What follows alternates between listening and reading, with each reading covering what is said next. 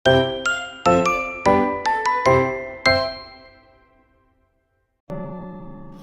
bow your heads and let us pray. Dear Jesus, please show me how to spend this day sharing your love in every way. Help me to be kind to everyone, to play and laugh and have lots of fun, shining your light and giving your grace, sharing your joy with a smile on my face. Angel of God, my guardian dear, to whom God's love commits me here. Ever this day, be at my side, to light and guard, to rule and guide. Amen. Magandang araw mga bata. Class, meron akong inihandang flashcard na may mga larawan. Nais kong tumayo kayo kung ang larawan na aking ipapakita ay isang katangian ng entrepreneur at umupo naman kung hindi. Maliwanag ba mga bata? Okay, handa na ba kayo? Sa unang larawan, tama. Pangalawang larawan, tama. Pangatlo, tama. Pang-apat, tama. Ngayon, balik tayo sa balik-aral. Class, ano ang ating nakaraang leksyon sa EPP? Okay, magaling. Ano nga ba ang kahulugan ng entrepreneurship? Mahusay. Ano naman ang kahalagahan nito? Magaling. Ano pa? Magaling mga bata. Tunay ngang naunawaan ninyo ang ating nakaraang leksyon sa EPP. Class, meron ba tayong takdang aralin? Okay, makikuha ng kwaderno at atin itong wawastuhan. Class, magpalitan ng kwaderno sa inyong katabi. Magbigay na 3 kalagahan ng entrepreneurship. Sinong nakakuha ng 3 puntos, 2 puntos at 1 puntos? Class, kumuha ng isang malinis na papel, sasagutan ang mga sumusunod.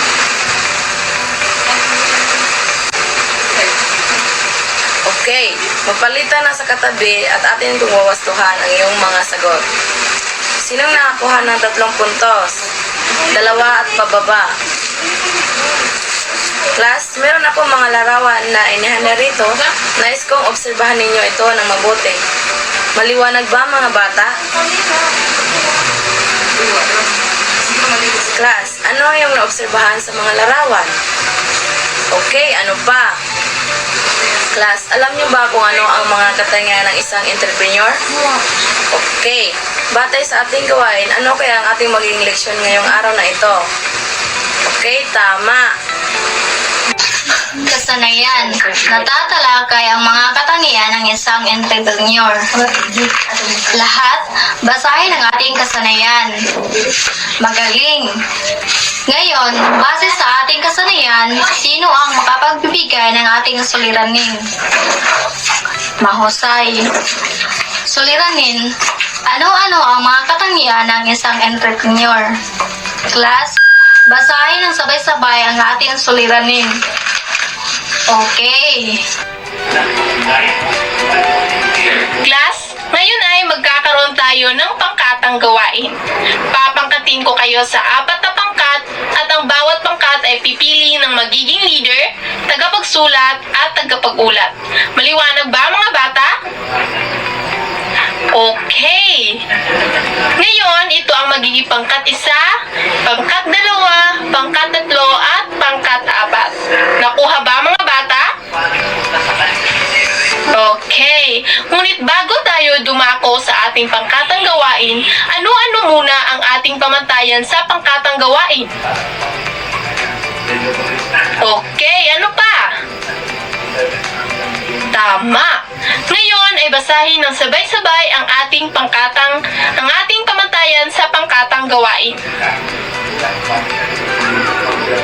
Magaling mga bata. Ngayon ay ang mga leader ay pwede nang pumunta dito sa harapan upang kunin ang activity card at basahin ang nakapaloob dito. Pangkat 1. Okay, ngayon naman ang pangkat 2.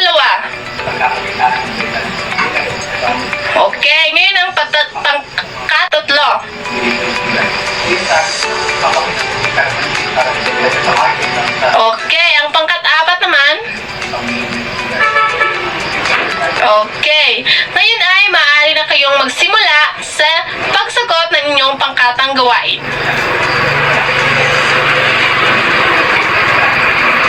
Class, tapos na bang sagutan ang ating pangkatang gawain? Okay, kung ganon ay maaari na tayong dumako sa ating pag-uulat. Ngunit bago lahat, ano muna ang ating pamantayan sa pag-uulat? Okay, Jake. Tama! Ano pa? Magaling! Ngayon ay basahin ng sabay-sabay ang ating pamantayan sa pag-uulat.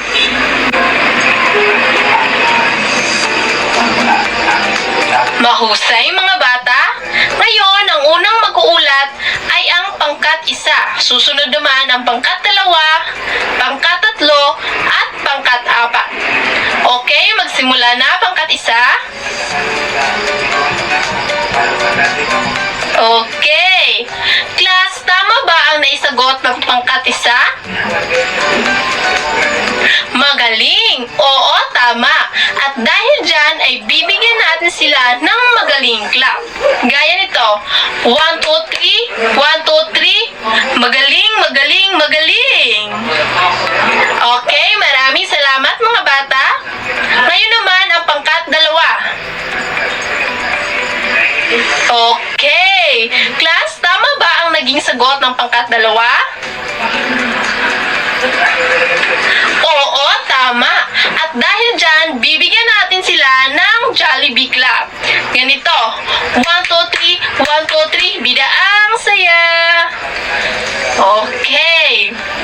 Ngayon naman ang pangkat 3. Okay.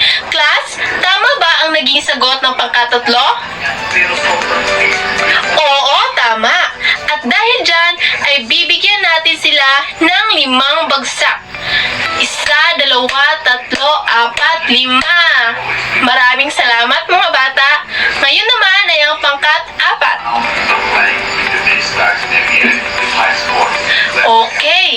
Class, tama ba ang mga naging sagot ng pangkat 4? Oo, tama. At dahil dyan, ay bibigyan natin sila ng 3 bagsak. 1, 2, 3. Magaling mga bata, at dahil nasagot nyo ang ating pangkatang gawain, ay bibigyan natin ulit ang ating mga sarili ng 5 bagsak. 1, 2, 3, 4, 5.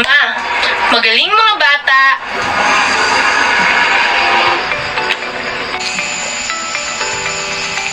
Class, base sa inyong pangkatang gawain, ano-ano ang napansin niyong mga katangian ng isang entrepreneur? Tama! Ano pa, class? Magaling! Ano pa? Tama! Ano pa? Mahusay mga bata! Bakit kailangang maging masipag ang isang entrepreneur, class? Tama! Dapat masipag ang isang entrepreneur upang lumago at hindi masayang ang negosyong pinundar. Bakit naman mahalaga ang pagiging masinop, class? Mahusay! Kinakailangan bang maging matapat ang isang entrepreneur? Tama! Bakit naman, class?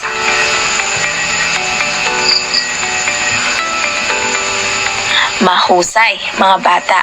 Kaya't nararapat lamang na maging tapat tayo sa lahat ng bagay at pagkakataon upang pagkatiwalaan tayo. Maliwanag ba, mga bata?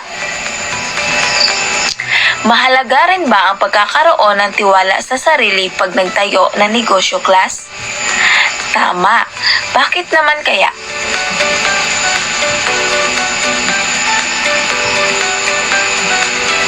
Mahusay mga bata.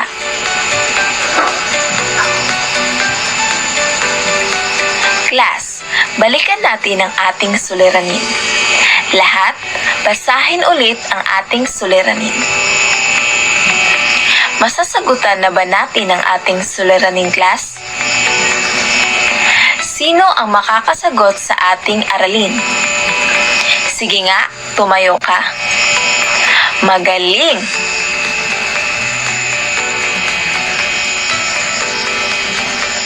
Ang ating konsepto ay ang mga katangian ng isang entrepreneur: masipag, malikhain, matyaga, matapat, hindi mandaraya, maabilidad, masinop, may tiwala sa sarili. Class, basahin ang ating konsepto ng sabay-sabay. Okay, class, kumuha ng isang malinis na papel at sagutan ang mga sumusunod. Basahin muna natin ang sabay-sabay ang panuto. Piliin ang tamang sagot sa ibaba na nagpapaliwanag ng katangian ng isang entrepreneur. Okay, class, maaari na kayong magsimula sa pagsagot.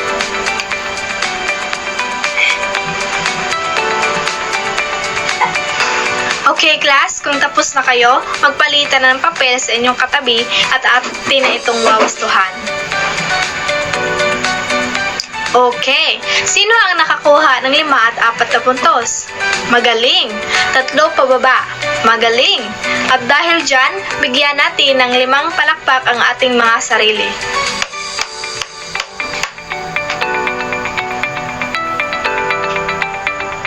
Si Rina ay isang negosyante. Maayos ang daloy ng kanyang pagninegosyo hanggang sa isang araw, bigla na lang humina ang benta ng kanyang paninda dahil sa pagkakaroon niya ng kakompetensya. Isang araw, may bumili sa kanyang tindahan. Pagkatapos magbayad ng babae ay umalis ito agad at hindi niya napansin na sobra pala ang binayad niya. Nang napagtanto ni Rina na sobra ang binigay ng babae, ay hindi nagdalawang isip si Rina na habulin ang babae at isauli ang sobrang pera na binayad dito. Natuwa ang babae sa ginawa ni Rina at mula noon ay sa tindahan na siya ni Rina palaging bumibili. Okay, class, base sa inyong narinig, ano ang katangian na ipinakita ni Rina? Tama! Bakit kailangan nating maging matapat?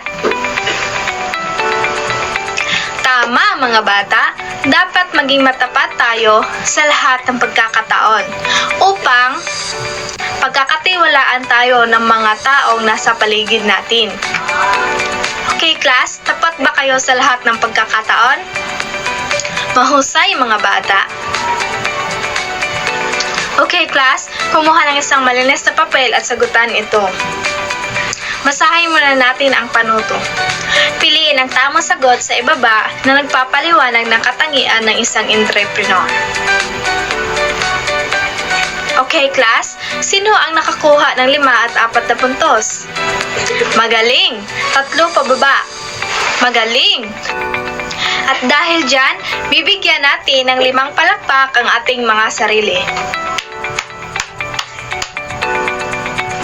Okay, class, kunin ninyo ang inyong kwaderno at isulat ang sumusunod para sa inyong takdang aralin.